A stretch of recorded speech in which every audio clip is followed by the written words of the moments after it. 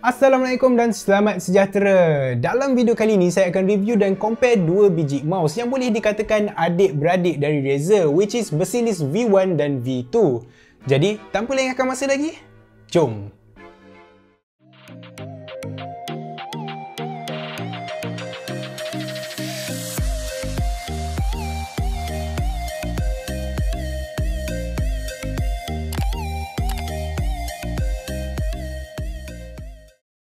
Line up Baselis ni sebenarnya ada banyak model lagi, tapi dalam video kali ni saya cuma akan review dan compare Baselis V1 dan Baselis V2 sahaja dan tengok sama ada perubahan yang Razer buat dekat Baselis V1 ni signifikan ataupun tak.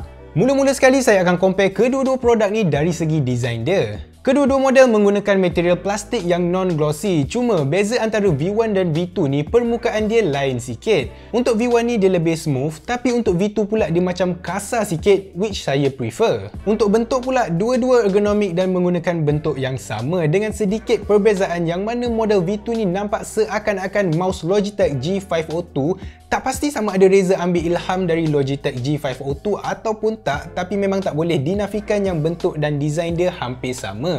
Cuma perbezaan yang lebih ketara yang saya perasan, at least dari segi design, ialah side buttons, DPI button dan juga grip yang ada dekat bahagian tepi ni. Side buttons yang ada dekat model V1 ni guna surface yang non-glossy, manakala side buttons yang ada dekat model V2 pula guna material yang glossy. Dan walaupun saya prefer surface plastik yang diorang guna dekat bahagian atas V2 ni, saya tak suka sangat surface yang diorang guna dekat side button, sebab kalau kita guna lama dia akan jadi licin dan rasa berminyak. And then button DPI clutch ni pun rasa sama je untuk kedua-dua model, cuma V1 ni bagi satu extra trigger yang saiz dia lain sikit dan cover untuk tutup slot ni kalau kita tak nak guna. Tapi untuk V2 tak ada extra trigger, dia just bagi cover je. Untuk DPI button yang dekat bahagian atas, yang ada dekat model V1 ni lebih minimal, tapi yang ada dekat model V2 ni bentuk dia lebih menonjol dan sedikit agresif, dan sebenarnya ni benda yang bagus. Sebab antara masalah yang ada dekat V1 ni is that bila user nak tekan button DPI, diorang tak boleh bezakan antara button yang depan ataupun yang belakang sebab bentuk yang diorang guna ni slim dan sama. Tapi kalau dekat V2 ni, kedua-dua button menggunakan bentuk yang berbeza dan sedikit space out, so user lagi senang nak bezakan mana button depan dan mana button belakang, even time gaming. Next, untuk grip. Grip yang ada dekat model V2 ni jauh lebih grippy compare dengan model V1 sebab dia guna pattern yang lebih sesuai berbanding dengan yang ada dekat V1. Satu lagi, dekat bawah ni ada resistance wheel untuk kita tukar resistance scroll wheel sama ada nak dia tactile ataupun smooth, dan feature ni kalau tak silap saya cuma ada dekat lineup Baselis, and nasib baik Razer kekalkan feature ni sebab dia add another layer of customization dekat mouse ni. Untuk segi design sebenarnya tak banyak sangat yang saya boleh compare, walaupun yes perbezaan tu ada, tapi dia tak banyak sangat sampai dia effect overall feel dan rupa dia. So next saya nak compare apa yang buat mouse ni rasa berbeza. Mula-mula sekali berat dia, kemudian button ataupun switch yang diorang guna, sensor dan juga kabel. Untuk berat, model V2 ni jauh lebih ringan dengan berat cuma 94 gram, manakala untuk V1 ni berat dia 107 gram. Walaupun bunyi macam tak banyak sangat, tapi kalau korang try sendiri, korang guna sendiri, memang korang boleh rasa perbezaan dia.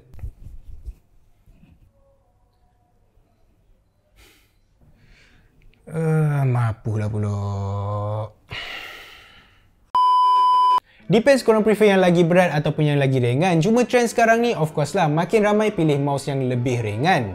Next, untuk button yang diguna, dekat model V1 ni dia still guna button mechanical, manakala V2 menggunakan switch optical dari Razer yang diorang claim lebih responsif dan risiko untuk gangguan tu lebih rendah. Ni disebabkan switch optical yang Razer sendiri keluarkan ni takkan ada masalah debounce, yang mana bila kita release button dia tak ada gangguan macam repetitive signal sebab mekanisme dekat dalam dia ni tak macam yang ada dekat dalam mechanical switch yang biasa. Kemudian dari segi latency, optical switch yang Razer guna ni lebih responsif. Bila kita tekan je, signal tu terus dia detect sebab dia guna connection optical yang guna cahaya dan bukan connection biasa.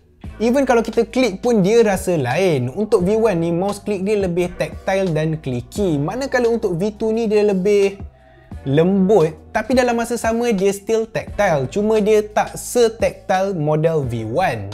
Lepas tu untuk sensor, V1 guna sensor 5G dari Razer, manakala V2 pula guna sensor Focus Plus yang ada DPI support sampai 20,000 DPI. Untuk apa saya tak tahu, tapi at least benda ni ada. Last sekali, kabel yang bersilis V1 ni guna jenis braided. Sama juga dengan V2, cuma dia tak guna Razer punya speed flex cable dan cuma guna braided kabel biasa yang selalunya akan start kinking dan braiding dia pun akan jadi loose. Untuk V2 ni, Razer dah implement kabel speed flex dari Razer yang jauh lebih fleksibel dan ada less drag. So time kita guna tu, masalah kabel drag tu tak ada sangat compare dengan mouse lain yang guna rubber cable ataupun braided cable yang biasa. Okay, so macam mana overall experience guna dua mouse ni sebagai daily driver? Sejujurnya, okay, tapi adalah 2-3 benda yang saya kena point out. Mula-mula sekali yang saya perasan ialah kabel drag yang ada dekat bersilis V1 ni sebab dia still guna kabel braided yang biasa dan bukan kabel speed flex macam yang ada dekat V2. Tapi kabel drag yang ada dekat V1 ni sebenarnya tak teruk sangat pun, but still kita boleh perasan beza dia. Lepas tu DPI button dekat atas ni, macam saya akan remap untuk benda lain. Contoh untuk melee ataupun special ability yang saya akan guna in-game, tak pun function yang saya akan guna dalam Premiere Pro. And saya perasan yang button dekat V2 ni lebih senang untuk kita recognize compare dengan yang ada dekat V1, mainly sebab bentuk dan jarak antara dua button tu yang senang saya nak bezakan. Next is berat dia. Ni satu benda yang subjektif sebab tak semua orang suka mouse yang ringan dan sama juga tak semua orang suka mouse yang berat, dan untuk bersilis V1 ni dia tak adalah berat sangat, and at the end of the day ni semua bergantung atas preference korang. Last sekali saya lupa nak mention tadi, mouse fit untuk model V1 dan V2 ni pun berbeza. Model V1 guna standard mouse fit yang standard, tapi mouse fit yang V2 ni guna ialah 100% PTFE yang memang lebih smooth lagi-lagi kalau kita guna dekat mousepad yang hard surface. So untuk game FPS memang dia sangat-sangat sesuai, tapi untuk mobile game contoh macam Dota ataupun League of Legends mungkin dia terlampau licin.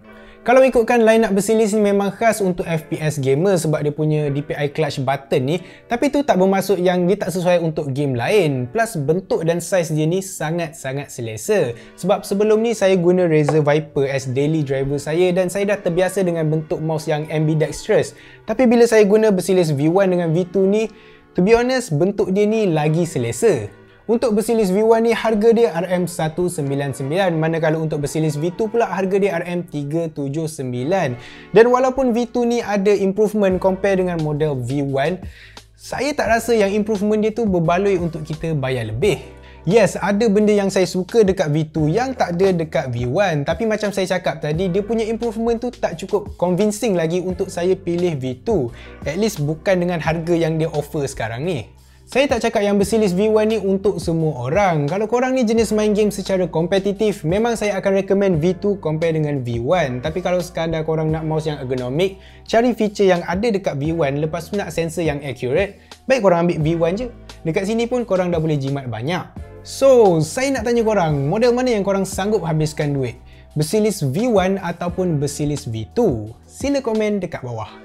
Jadi kalau korang rasa video ni membantu, silalah tekan like dan subscribe pada channel YouTube Mona Lisa, dan jangan lupa untuk tekan ikon loceng tu so that bila kita orang upload video baru, korang akan dapat notification. Lepas tu kalau korang ada sebarang pertanyaan ataupun pendapat, korang boleh komen dekat bawah ataupun DM saya dan Abel Cakap dekat Instagram. InsyaAllah nanti kita orang akan jawab. Jadi itu sahaja dari saya, Adli, di channel YouTube Mona Lisa. Beres boh. Jumpa lagi.